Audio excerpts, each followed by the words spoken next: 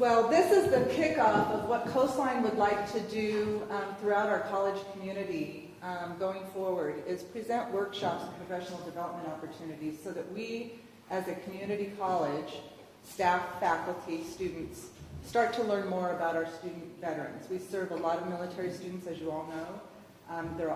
Many are in transition today, and so building that culture and understanding of our veteran student is something we want to support going forward. You would have seen Orange Coast College Student Veterans of America table here today. We're looking to connect resources, to share resources, and provide that throughout the district. So we'll be working on that. It's also being videotaped today because many of our veteran students are not located here in Orange County. They're all across the nation. And we'll be promoting everything we do with Orange Coast College, with Coastline, with our speakers, through video conferencing or webcasting so that we can share the resources we have the pleasure of having here with our veteran and military community. So with that, I would like to introduce Dr. Marshall, and I have to read his bio, and it's on my phone. You have good eyes. I do, not for long though. Dr. Thomas Marshall. He is a Marine Corps veteran. He is a 3-degree achiever at Cal State University Long Beach. He said, I don't need to worry about telling you what those degrees are, but they are a bachelor's, a master's, and a doctoral degree. And he's also the director of their Veteran Services Department at Cal State University Long Beach. And we have a pleasure of having him here. He will tell you a little bit about his Vet Ally program.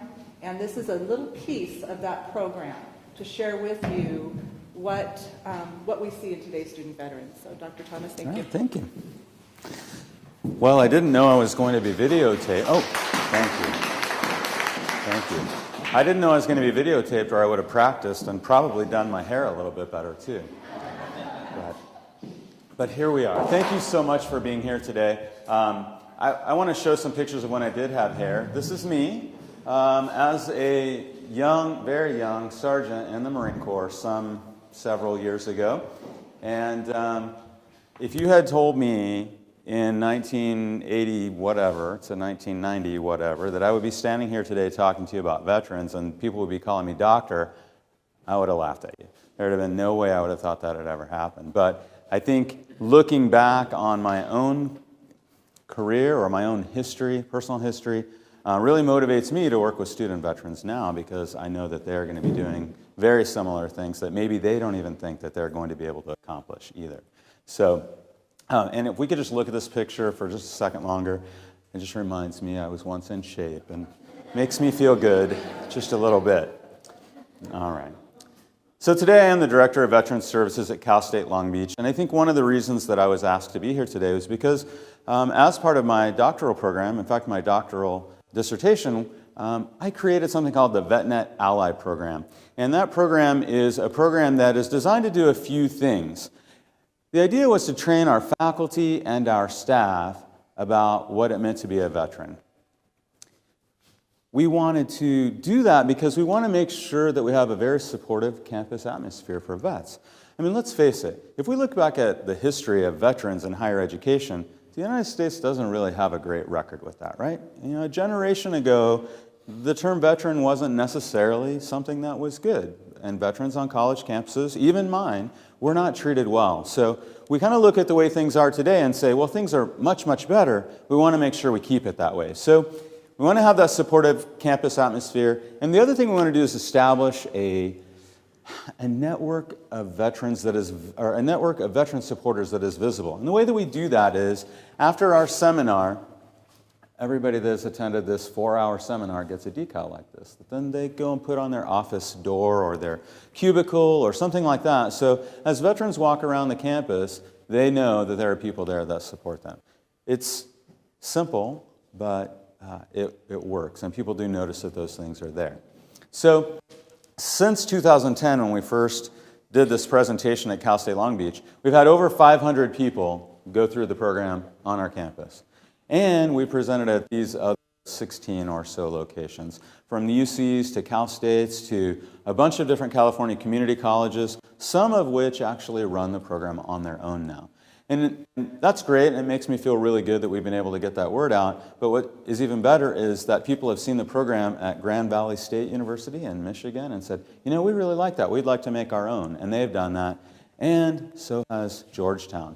Now, we normally think we're going to look to places like Georgetown and get good stuff from them. It's great to know that we're sending good stuff back across the country as well. So, again, this is a 4-hour seminar. We're obviously not going to be able to do all of that today. But what you're going to see today is pieces that I think are kind of important to kind of prime the pump, grease the skids, whatever you want to say, for those people who may not know a great deal about student veterans and veterans in general. So we'll move forward and ask this question, which is, who is a veteran? Would anyone like to answer that? A hand went up, but it was just a scratch on nose. Yes? Anyone that has served honorably in the United States Armed Forces. Anyone who served honorably in the United States Armed Forces. Exactly. It's really that simple, and sometimes we try to overcomplicate it. We have 5 branches of service, and I'll start down here. They actually are listed in order of when they were born, and that's the way that we look at the services as well. So we have the Army, the Marine Corps, the Navy, the Air Force, and the Coast Guard. Can anyone tell me what the difference is between the Coast Guard and all the other 4? It's not Treasury Department anymore. No. Department of Homeland Security. So these first 4 are part of the Pentagon or the Department of Defense, and then you have the Coast Guard, which is actually a service that's under the Department of Homeland Security. Now, that said, they're still a uniformed service. They follow the Uniform Code of Military Justice, which is the set of laws that governs the military, and they receive all the same benefits that the people in the other services receive as well. And during a time of armed conflict, they can be activated as part of the Navy, too. So anyone that served in any of these would be considered a veteran.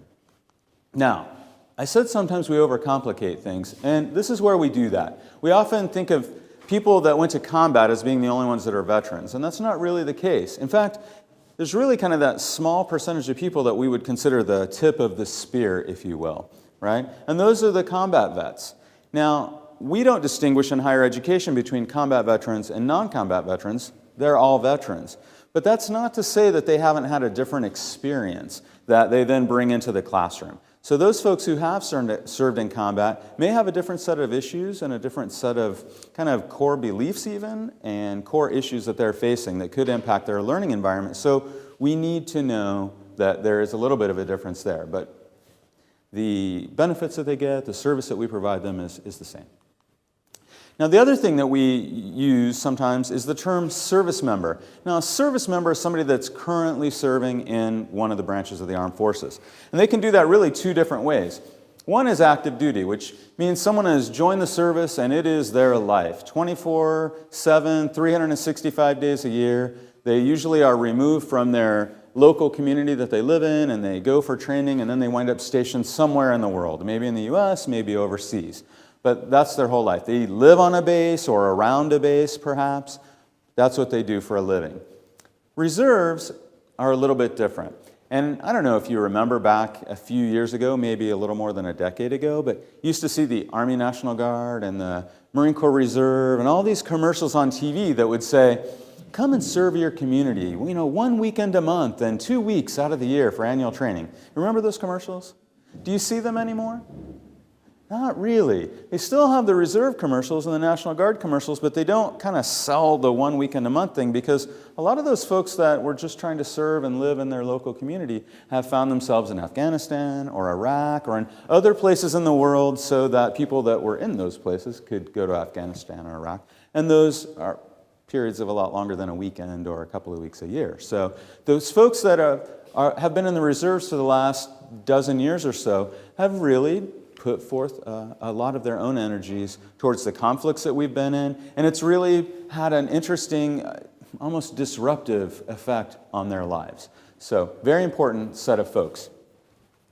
Okay, so we have all these different services. It's a good idea to kind of see a breakdown of what service is the biggest and all of that. So, the Army is the biggest of the services always. It's about 38% of the service.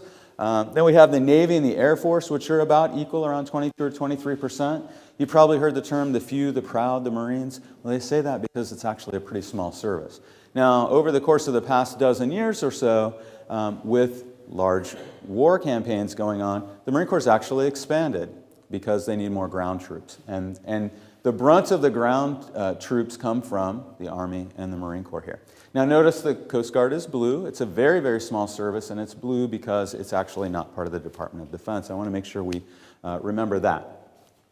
So because the services are kind of broken down like this, and they all have their own cultures and all that kind of stuff, but the Army's the big one, and because of that, oftentimes what we see is a little bit of a misnaming of people who have been in the service. Now, do I have any counselors here, college counselors at all? Okay, so I'm going to use you two as an example, if I may. Now, one of the things that I have learned from doing dozens of presentations on community colleges is that community college counselors are really strongly attached to the term counselor, not advisor. Am I right? Yes. Okay, so if someone calls you an advisor, how do you feel about that? Not positive. Okay, good enough. That was a very politically correct way to put that. So imagine, if you will, that you are someone like this gentleman here, who's serving in the Army. What do you think people should call you? Soldier, exactly. Now, let's say instead of choosing to join the Army, you chose to join the Marine Corps. How do you think you would feel if someone called you soldier? Probably not so great, right? Because folks in the Marine Corps, who we call Marines, spend 12 weeks of boot camp trying to become Marines. And for 12 weeks of boot camp, they're called anything except Marine. You can use your imagination for what that might mean. So what happens oftentimes is we say, oh, we're going to welcome our soldiers home. And yeah, we want to welcome our soldiers, but we also want to welcome our Marines. So the Marines don't like being called soldier. And any Army vets in here? How do you feel if someone calls you Marine? Right? You can probably think of some choice words for that as well, right? So these are probably the two that are the most attached to their name. But let's look at the others as well. We have folks in the Navy, and we would call them what? Yeah, we will call them sailors until they get promoted to the point that they're a chief. And then they're no longer sailors. They're chiefs, right? And the officers you wouldn't call sailors either. They're naval officers. So, sometimes the Marine Corps is kind of the most regimented of all the services. Actually, the Navy kind of is. You get to chief, you change your uniforms, everything is different. So, very important. Air Force? Airmen, right? And then Coast Guard. Coastie, right? In fact, I put Guardian on here because that's kind of the term they're trying to gravitate towards. I think it has to do with that movie with Ashton Kutcher and Kevin Costner. Didn't they win Oscars for that? They did not. So Guardian is kind of what they have pushed towards, but I think a lot of them still prefer the old term, which is Coastie. Now, this identity issue thing here goes far beyond just the name. And the reason I'm talking about the name is because it's very important if you're going to be working with veterans to learn what these different branches of service are. And when you're talking to someone who has served, figure out what branch they were in and use that term. It's just better. But the identity goes a lot beyond that. Like, even if you look at the uniforms, and maybe from the distance you're at, it's difficult to tell, but each one of these camouflage patterns is different. And the people that are in the service can tell from forever away which it is. So you have the Army one and the Marine Corps one. The Marine Corps has two. The Marine Corps has more uniforms than they probably need. And then you have the Navy one, which is blue, which I've always wondered a little bit about. Like, where would that work for you? If you fall off the ship? Which is the last time you would want it to work, I would think. You want to be seen. So anyway, different uniforms, and it really is part of the pride that they have in the service is worn in those uniforms as well. Okay, so let's take a little look and kind of slice up our services and look at some of the data. The first thing we want to look at is ages of people that are serving. I saw a show on Discovery Channel or something like that, and it was called Making the Cut. And it was about some Army Special Forces, or Rangers actually, Ranger training. And there was this trainee who was clearly struggling just a little bit, and one of the instructors came up to him and said, "This is a young man's game." which was basically telling this guy, hey, you're a little bit too old, right? And the guy said, no, you can cut me, but I'm not going to drop out. Okay, but this is a young man's game, really stuck with me. So when I see these numbers, I go, yeah, he was right. It's young, right? 45% of the people in the service are under the age of 25. Okay? Notice this just dropped down to the 26 to 30. Now, this shouldn't really shock us because what happens is people go into the service and they spend 4 years, 5 years, and then they get out. But those that stay longer, notice how we kind of have a more even line here. After they've stayed for an enlistment or two, they start thinking, if I stick this out for 20 years, I can get a modest retirement check. So they do, and you see that. Notice less than 10% are over 40. That's because this is a rough life. Physically, it can be a rough life, and people decide, hey, I don't want to do this anymore, and they get out. So people retire, sometimes in their very early 40s. So very important to look at that. The second part of that term was young man's game, right? Remember I said that? And that's because of this. 85%, 86% of the people in the military are male.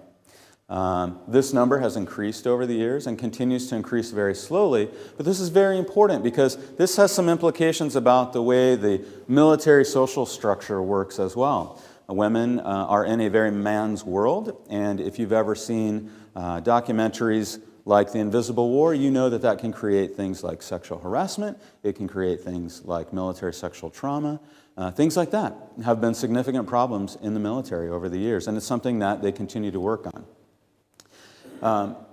If we were to kind of divide this up even further, you would find that this may be true of all the services combined, but the number of women in the Air Force is a lot more than 14%, and in the Marine Corps it's about 5%.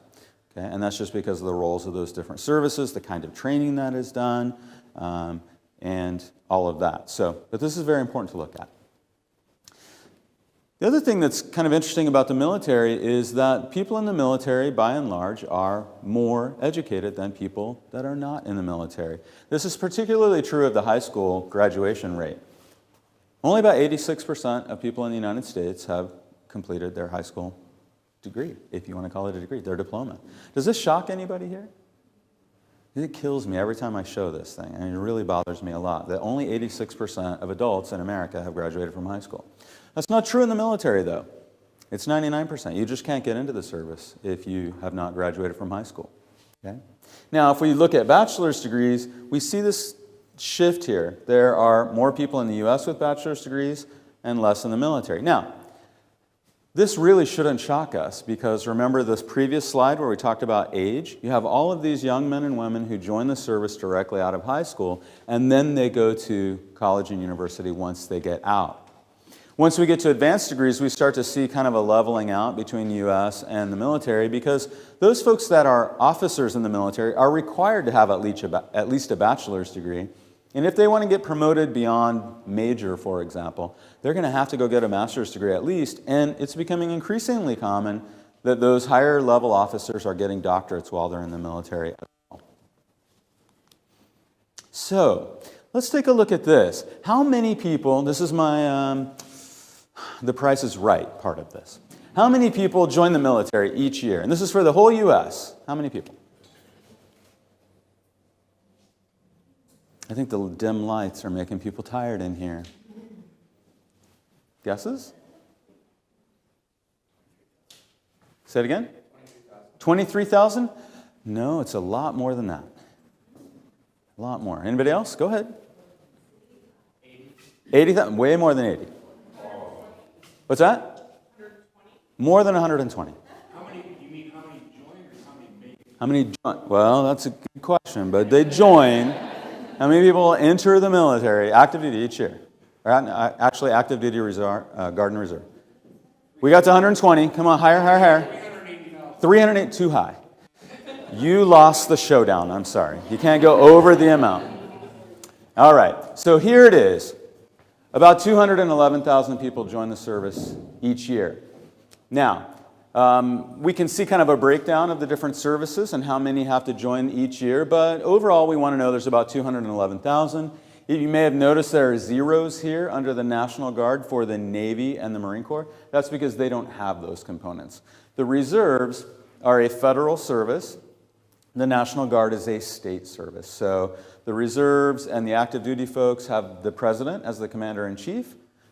The National Guard has the governor of the state. Okay?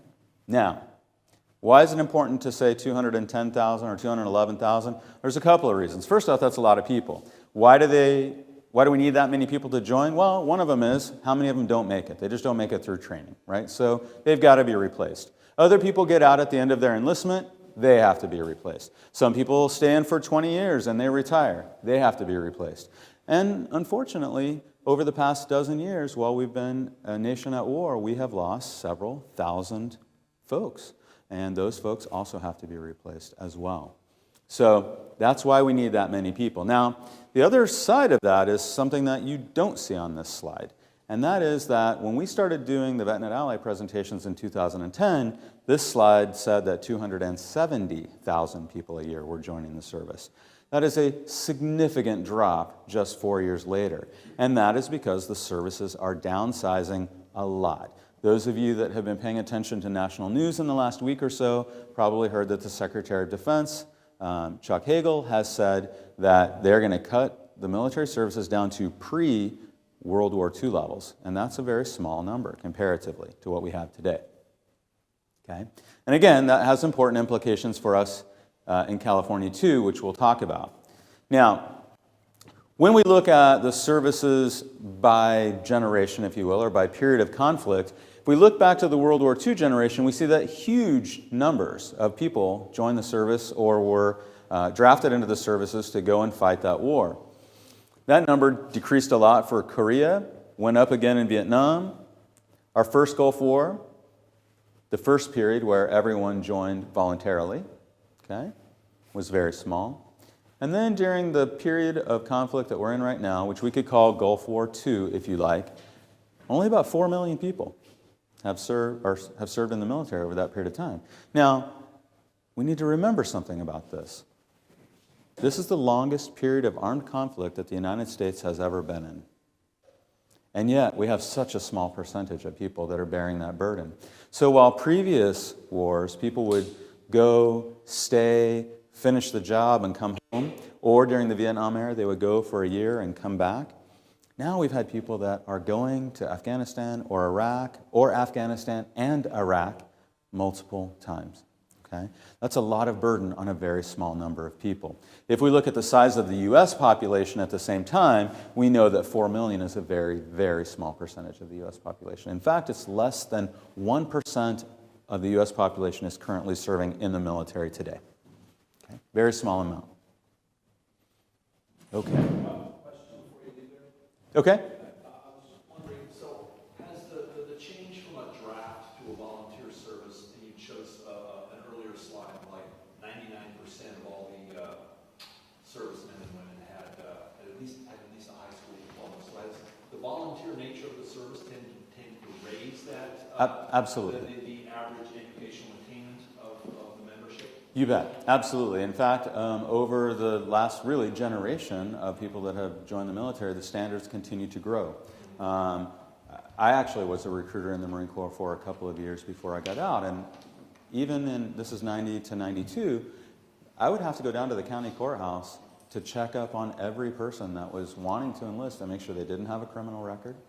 They had to go through physical screening. I had to verify their high school transcripts.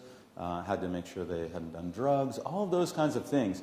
The enlistment process is a very, very difficult process. And for those that are taking the route to get into the officer corps, it's even bigger than that. Okay? So, good question. But absolutely, I think that if you talk to military leaders today, they will say that the quality of the people that are in the service today is higher than it has ever been in our nation's history. So, I also think, while I'm here on this slide, that it really says a lot about the commitment of those people that are joining today, knowing that we've been at war for 12 years, and they continue to join. And the services continue to make their mission of recruiting 210,800 people. That's why I have these slides, to keep my brain working properly, too. Okay. So back to game show mode. You guys know how to play Jeopardy, right? Everybody knows that Alex does what? He reads what? He reads the answer, and you have to ask the question, right? So here is the answer. The percentage of people who enlisted in the U.S. military from the state of California in 2010. What's that? What is what? Okay, it's percent. What's a percent? What percentage? What is less than 5%? No, sir. Not quite that high. See, now we're kind of blending our games. We have Jeopardy, Price is Right together. It's kind of confusing. I apologize. All right. So we'll take our hands off the buzzers now, and we'll just take a look. The question would be, what is 11%? So 11% of the people that joined the services in the whole U.S. did so from California. Now, why is that important for us? Well, it's really important for us in higher education because we know that those people, when they get out of the service, are probably going to come back to California. Now, we also need to think about this. Anybody ever drive down to San Diego? How many military bases do you pass that face the beach on the way to San Diego? Right? There's at least one, right? Camp Pendleton, and then you have all the Navy bases and Marine Corps Recruit Depot, all that kind of stuff. So think about this. For the other 89% of the people that join the military from other places in America, that a bunch of them wind up getting stationed here at Camp Pendleton and other places like that along the beach. And then when they start to get out, what do you think they want to do? They go, well, I grew up in Iowa. I really like Iowa a lot. And then they turn on the news, and they see that, what's the weather like in Iowa this week? It's like 40 below or something like that. And they say, Iowa, the beach, Iowa, the beach. And where do they stay? They stay here. So what that does for our state is it means that we have a lot more veterans than any other state does. I think Texas and Florida are second and third. But we have a lot of veterans here. And when they get out, they have to decide what they're going to do with their life. And what do you think they're going to do? They're coming to you at the community colleges. That's exactly what they're doing. So, why are they doing that? Oh, this is another quiz show time. Why do people join in the first place? Say it again? Education benefits. Education benefits, absolutely. What else? Patriotism. Learning skills. Family tradition, learning job skills, right? All these things. So sociologists, of course, have been looking at this forever, and they found that these are some of the categories that they lump things into. Adventure, patriotism. That is especially true after 9/11. It's been many years since that, but it still is a driver for enlistment numbers. Familial tradition. There are people in our services today that can trace a family history of service in each generation going all the way back to the Revolutionary War. Have you seen Forrest Gump? Do you remember why Lieutenant Dan was so angry? He didn't die, right? Because someone in every generation of his family had died in a war, and he didn't. He lived through it. Now, extreme example, but the point is there was still that family tradition, and that's what drove him to join. Okay? You know, in the U.S., we don't have a lot of rites of passage for people, but boot camp can definitely provide we could call it a rite of passage, yeah. Okay. Change of environment. I was not picking on Iowa. I've never even been to Iowa, but I did grow up in Oklahoma, so it can't be that much different. And guess where I am today? I think you can see the beach from this campus too, can you not? Career preparation, and of course, economic incentives. And the reality is that very few people join for only one of those reasons. They usually have a combination of them, and one of the big ones is economic incentive in some way. One of the biggest ones, of course, is veterans education benefits. And I'll talk a little bit about those because I think they're important. Really, there are three. There are many more chapters of the GI Bill than this and different educational benefits for veterans. But these are the primary three that we see in California. One is the vocational rehabilitation program. Now, technically, it's not an education program. Technically, it's a vocational program. And the goal of it is to get people who have some sort of military-caused disability or disability rating from the VA into a job. The idea is either retraining or education in a college or university. Of course, the ones that impact us are the ones that are getting their degrees in our institutions. The Montgomery GI Bill is no longer active for people that are in the service, but it was for many years, and some of our veterans are still using that. They had to invest in the Montgomery GI Bill when they first went into the military. They had to pay $100 a month for a year, and then when they got out of the service, they'll receive monthly money while they're in school as well. Of course, the post-9/11 GI Bill is probably the biggest change to the GI Bill, I would say, going all the way back to 1944 when the GI Bill really first came out, because it provides such a great benefit for student veterans. It pays for their in-state tuition and fees. It pays for their books, $500 per semester, and it provides a housing allowance, which in this area is a little bit more than $2,000 a month. This is a great driver for people into education, especially when the job market is poor.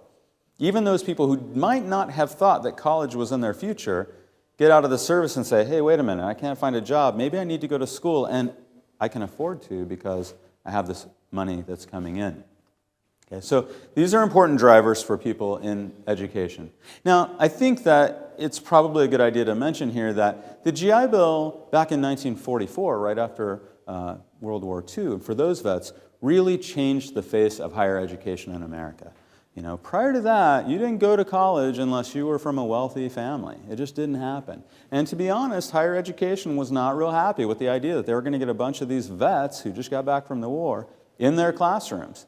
And that's not the kind of people we want here, they said.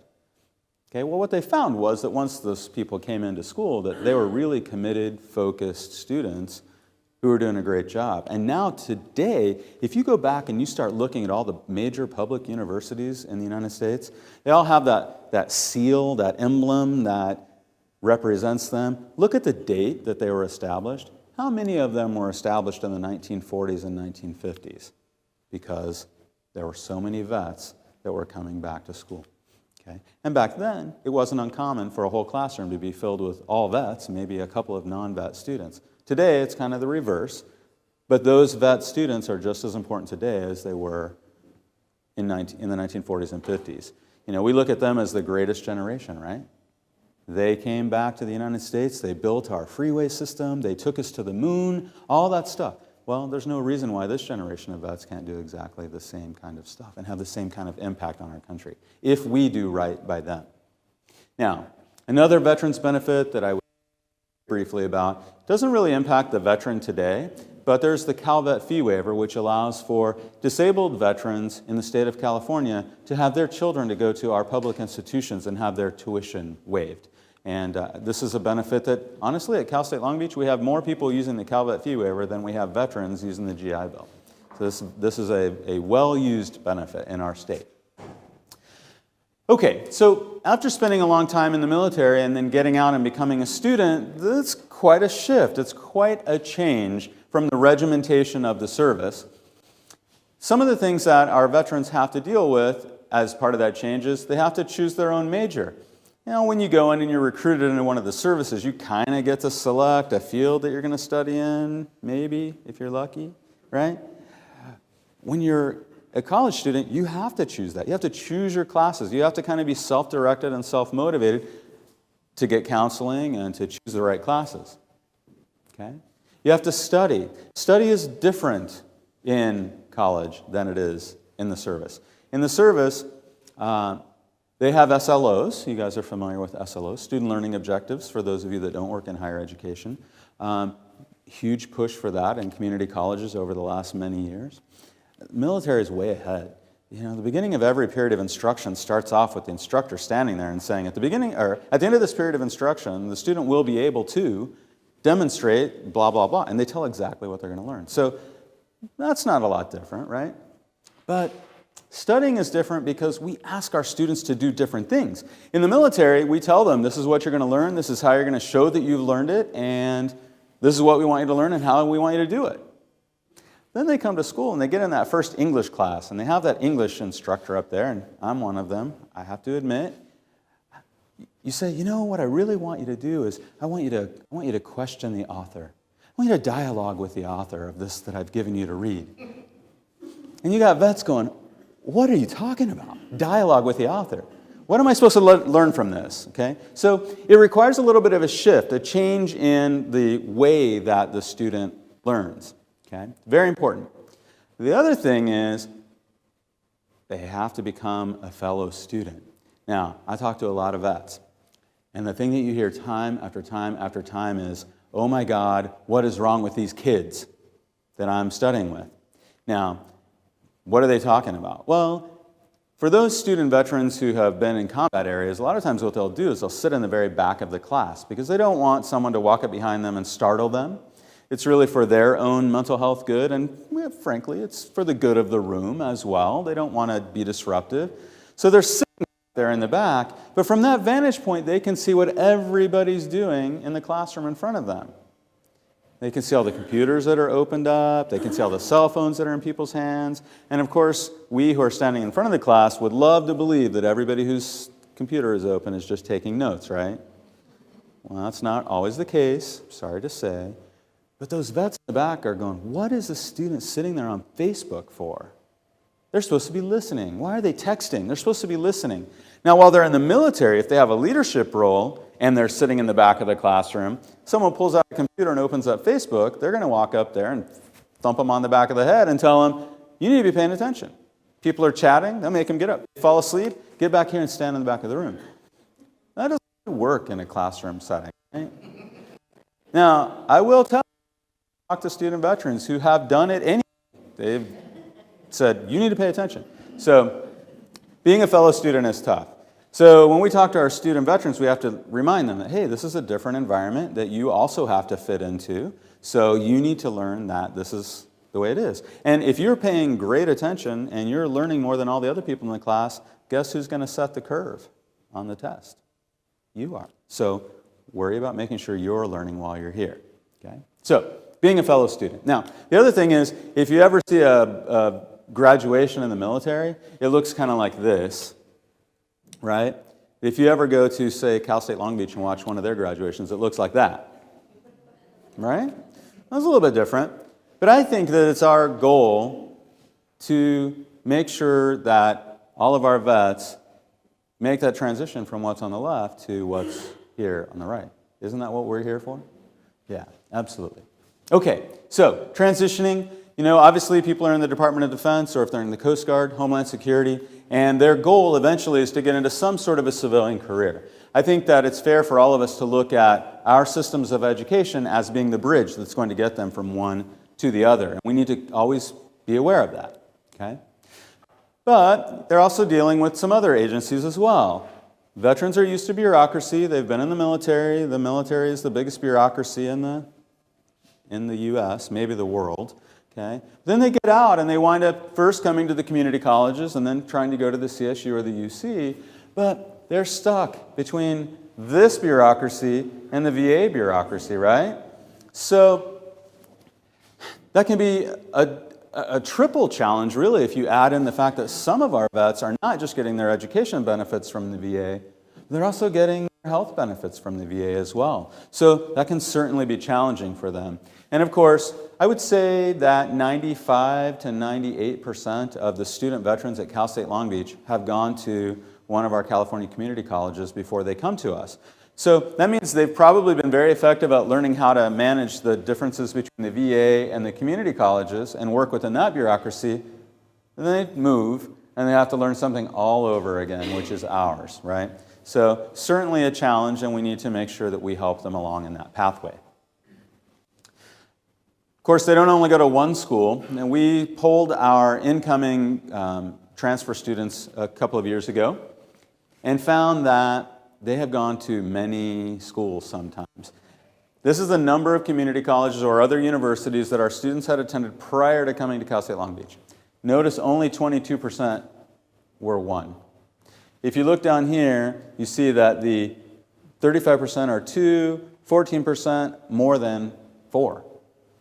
So all you counselors that have to deal with transcript evaluation, add to this a joint services transcript, and it's a challenge.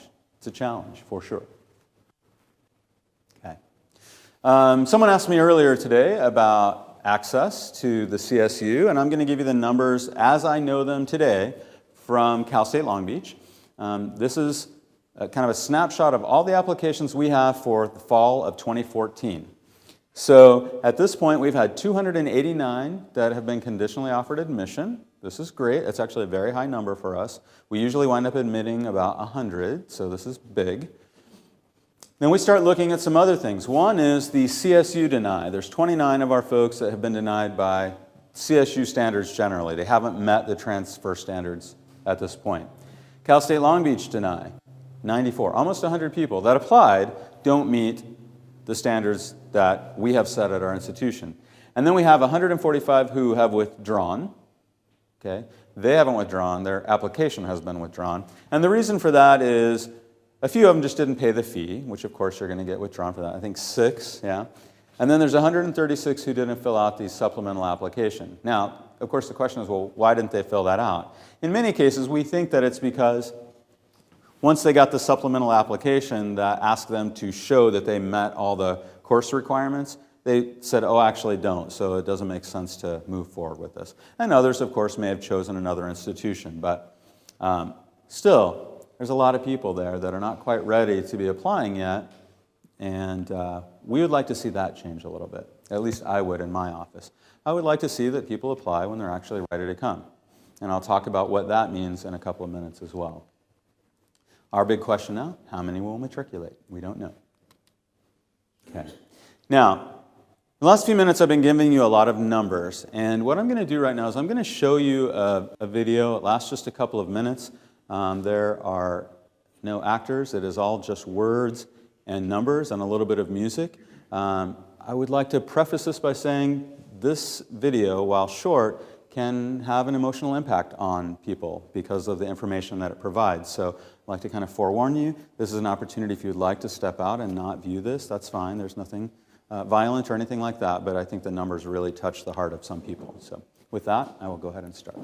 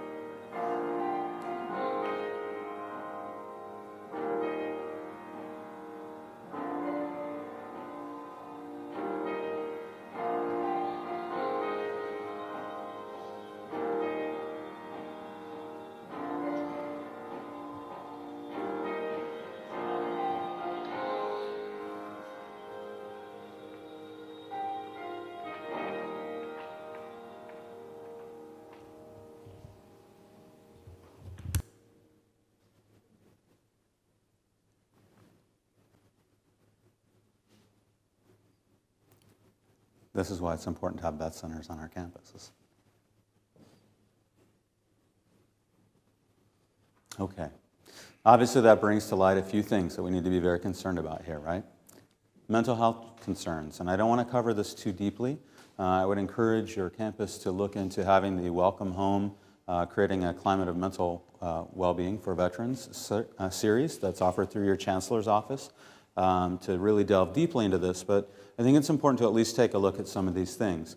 The first is military sexual trauma. This has been a problem in the military for a very long time. And I mentioned it earlier.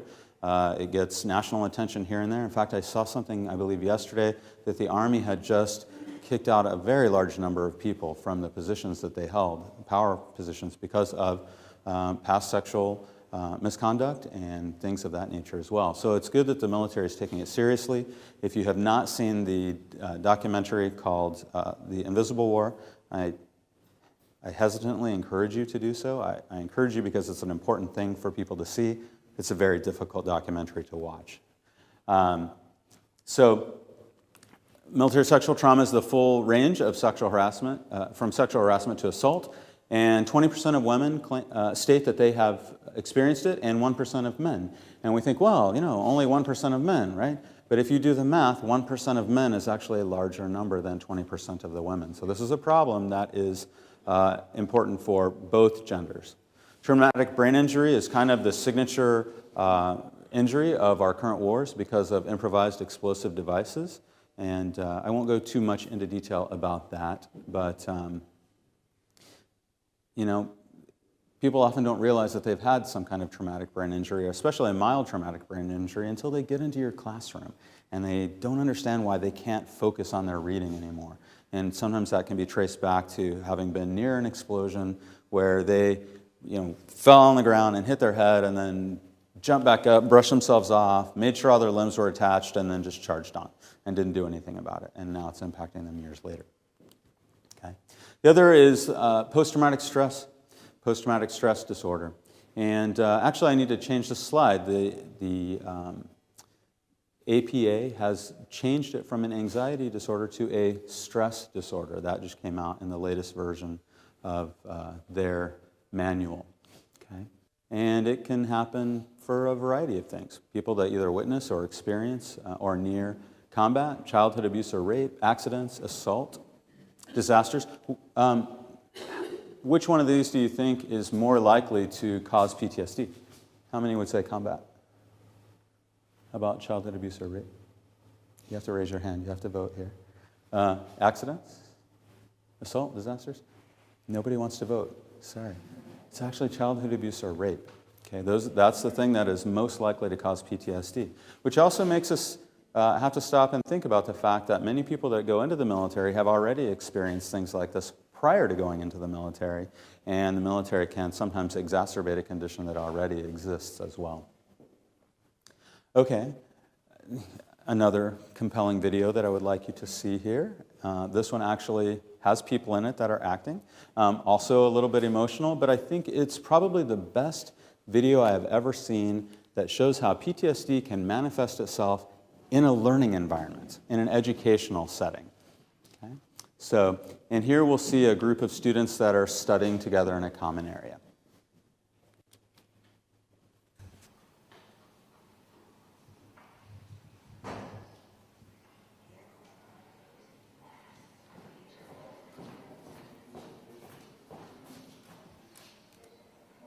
Guys, let's focus.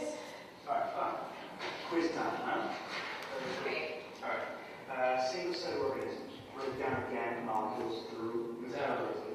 The core of the hemoglobin molecule here. Macromolecules are... Oh, no.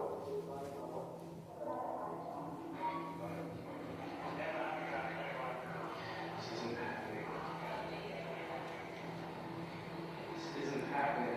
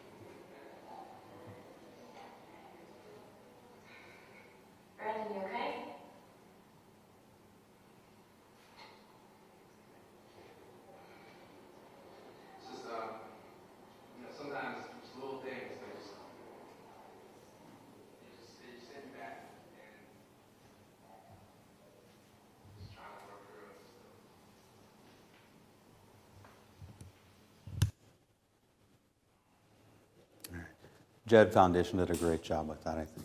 I think what this shows is that just the smallest little things can take someone back. It could be a smell. What were some of the things that you saw here that took him back? What's that? The electrician, right. The sound of the radio, the Twizzlers, the sunglasses, all those different things. And I think what is great about this, and I think is important here at your campus, is that here he had another vet sitting next to him. He had that peer that could be there. And that's not always the case, but you have your Student Veterans of America group here. That's very important for those folks to create those bonds so that someone can walk up with care and concern and say, hey man, we're home. Notice he didn't say, hey, tell me what's going on with you right now. He just let the guy be in his space, and I think that was very important. Well handled, and just, it's a great video. All right. So obviously one of the big needs that we have in higher education is healthcare support and referral, right? You know, we're lucky in Southern California we have the VA hospital that's local. The VA is sometimes really good at doing what they do, and other times it's a challenge, but we have those kinds of things. We need admissions, counseling, and outreach, something that's being done here. Priority admissions is a big deal for the universities especially.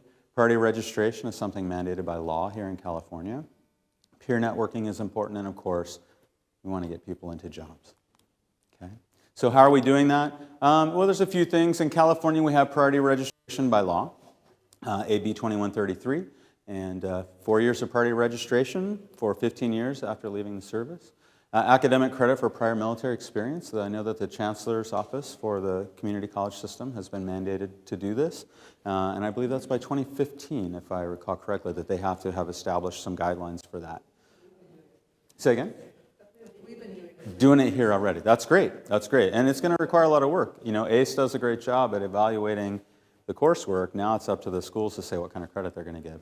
Student residency requirements, 2 years now in California. Actually, House resolution, the federal government passed HR, I want to say 235 yesterday, and that would mandate that all public schools accept in-state tuition from people using the GI Bill. So we'll see if that goes through the Senate and then is signed into law, but that will be a game changer for our vets. Okay? In the CSU, we have a couple of things. We have our special admissions program, 115 per year at our 5 per campus. We can accept applications from people that are still in the service that are getting out during the application period. At Cal State Long Beach, which is, of course, a place where your folks would like to go, oftentimes, veterans are considered local students for admission purposes, which means if they meet the stated requirements for our local high school students, they'll be offered admission to Cal State Long Beach. This is a fantastic thing for us because now we can tell a student exactly what it is that they need to do to get in. Okay? And I know I'm running out of time, and I apologize. Minimum to get into CSUs, 60 transferable units, Golden 4. Some campuses have different requirements by major. I would like to say this for you counselors. GE certification is wonderful, but it's not required for transfer. So if you have someone that's already got the 60 units and they haven't met GE certification yet, please get them transferred anyway. Otherwise, they're going to use too much of their GI Bill benefit before they get transferred. All 23 campuses have unique admissions requirements, and we would definitely want you to contact the campus where they would like to go, because some of them have special admissions programs for vets.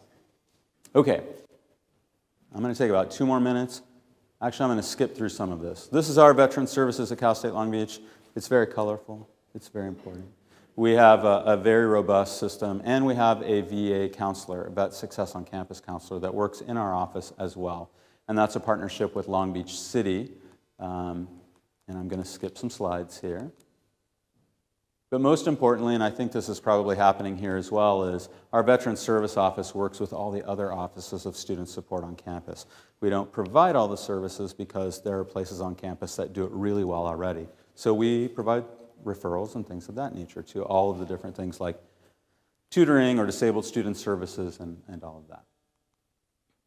Okay, my last couple of slides here, very important. The first one I'm not even going to read, I'll let you read it yourself.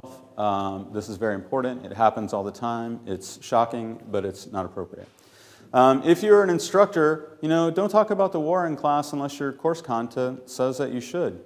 We've had situations where a professor goes on kind of a rant about the war not being right and all that kind of stuff. You never know who's in your classroom. It might be a vet who's been there. It might also be a widow of a vet. And either way, or a child of someone who's there right now. Academic freedom is a very important part of what we do, but, talking about the Iraq War in your pottery class is probably not affiliated with what you should be talking about, right? So this is a big deal.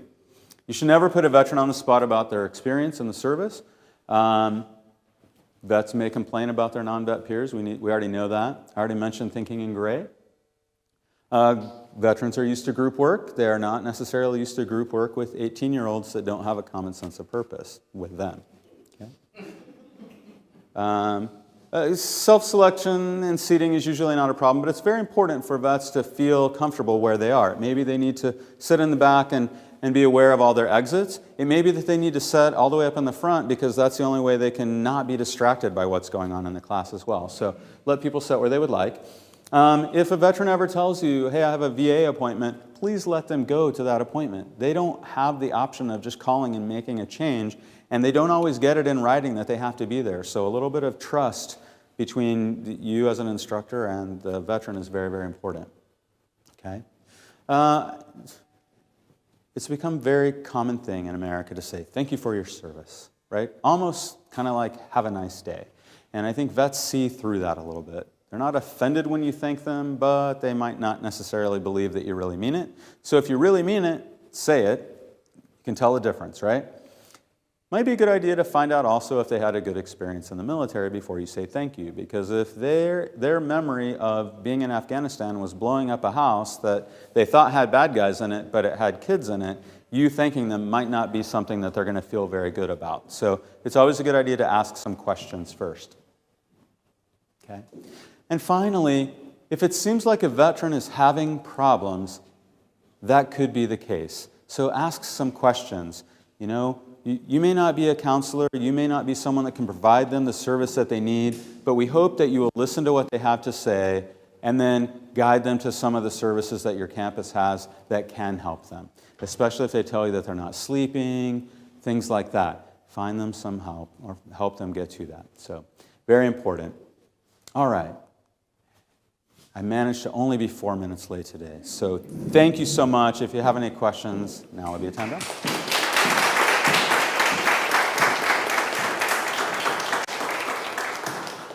Does anybody have any questions for Dr. Thomas?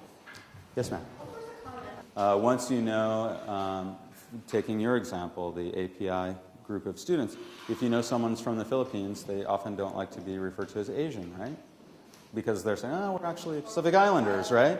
Right? So either way, once you know more about, the more you know about anybody, whatever their background is, the better you're going to be able to interrelate with them. So some people have even said that people in the military are kind of a super minority, right? Because they have an acquired culture from having joined one of the services, but they also have all of their ethnic identity, their family identity, their region from where they came from. I have a student who is currently an Army reservist who was born in South Sudan, right? So he has all of that that's going on in his life as well. And the more we know about him, the more comfortable we are with him and the more comfortable he is with us. So, great question. Yeah. Yes, sir? Is GI an archaic term? I believe that it is, yeah. I don't think that it's used a whole lot. In fact, I would say that veteran as a term has changed in meaning a great deal over the last generation. If you had asked me in 1993 if I was a veteran, I would have said, well, I was in the Marine Corps. Because at that time, veteran was kind of associated with the Vietnam-era vets, and in fact, often in a not positive way. So that's actually been kind of my identity change for me to even say, yeah, I'm a veteran. And that's only been in the last 5 years that I would say that I would have used that term too. So terms change as well. But GI, yeah, that's not really used much. Anything else? Thank you very much. One question. With regards to the population that's coming in your fall 2014 class, as I'll be one of them actually. Congratulations. Yeah, was one of the 239 that are still on the board. Great. Awesome. Thank you. coming from Golden West Campus, Mhm. I'm curious to see how the three campuses can migrate together, and maybe under Long Beach's guidance, since you are so close, help all three of them migrate into one. Because I refer to your guys' campus as the staple of where we need to go. And I have several veteran friends that just went to Fullerton and think that that's the place to Right. set the foundation for veterans parameters. Right. So I'm kind of curious to know the dynamics on how Well- all three colleges, not just OCC, Sure. Coastline, but Golden West, can all be incorporated under that umbrella. Right. Well, obviously, we'd love to have everybody who wants to come. But sometimes people want to go to a different school, and that's fine too. I was just down at Miramar on Tuesday, and I'm at a table with my tablecloth. And, you've seen the education fairs, right? I'm talking to all these Marines that are coming up to me, and I'm saying, hey, it'd be great if you want to come to Cal State Long Beach, but I don't care where you're going to go. If you're just going to go and get your degree, here's my card. Call me, email me. I'll talk to you about whatever you want to do. One guy said he wanted to go back to Kentucky. Well, great. If that's where you want to go, let's talk about how you can get back there and do that. So, I can answer that though. For the district, we're definitely moving in that direction in terms of supporting veterans as a district, sharing resources. We're going to do whatever we can to best serve the veterans. So whether you're taking courses at Golden West or Orange Coast or Coastline, you're taking courses at Orange Coast and want to come to Coastline VRC. That's perfectly acceptable. That's already in place. But leveraging our resources, we're going to videotape workshops. We've got veterans across the nation taking courses from Coastline. Bring you all together and make you one cohesive group and enhance that networking. So I hope that you would visit the veterans. Well, no, I'm going to take this back to the VRC back there. That's why I'm here actually on Right. behalf of Cheryl Tittle, is to actually kind of take her back the message into the president of the VRC there so that they can expand on this. Because that VRC has been there for 4 years at Golden West. And as far as I know, OCC's just opened up a year ago. So when I talked to Tom and Midge over there, they didn't have anything. When I took 2 or 3 classes over there, and now this one, which is amazing, by the way, I must congratulate you. And I look forward to having the other upcoming students work with you guys. I would also add this. You talk about all these new centers. That's not a local phenomenon. That's across the United States, because we, as higher education, had to really reconsider how we worked with veterans when the post 9/11 GI Bill came out. And what you've seen across the country is Veteran Center popping up all over the place. We didn't have one 5 years ago. I guess it was right at 5 years ago. And it was like, hey, we need to be serving our veterans. This is a special population. The GI Bill mandates that we do certain things. So I think what you've seen is a much greater connectivity between them. And as student groups pop up, if you're in a student group, we'd love to have you connect with ours as well, because anything we can do to kind of make sure people get into whichever CSU or UC too that they want to go to, that's what we're here for. It's all, I might work for Cal State Long Beach, but I really work for vets. That's the way I look at it. Well, that's what I heard as part of the question. I think it's great that we're really going to be collaborating more so that one resource, a college's resource, is not just for the college but for the district. But what I heard a little also from your question is the issue of transitioning. Right. Transitioning from the community college to the university. And maybe some programs around that. So Sure. but I appreciate that. I think we will support them regardless of where they're going to go. Sure. But before they go, I think it's how do we prepare them for that transition. You bet. Absolutely. And, come do a tour. We'll be happy to have you come visit. I'm going to be there next week. Okay, fantastic. That's great. And we have people come as groups from different schools as well, all the way from Saddleback, wherever, because we know people want to get to Long Beach. We had 83,000 applications for the fall. Nobody else in California has that for sure. Okay, I think there's only 3 or 4 institutions in the U.S. that have more than that. So we know people want to go there, and it's a complicated process that starts way in advance. So if we can help with that process, we want to. We'd like me to present our Coastline Community College coin I want to to you. thank you for the presentation, and on behalf of Coastline and the Veterans Resource Center, and your Coastline coin. Thank you very much. Thanks a lot. Thank you.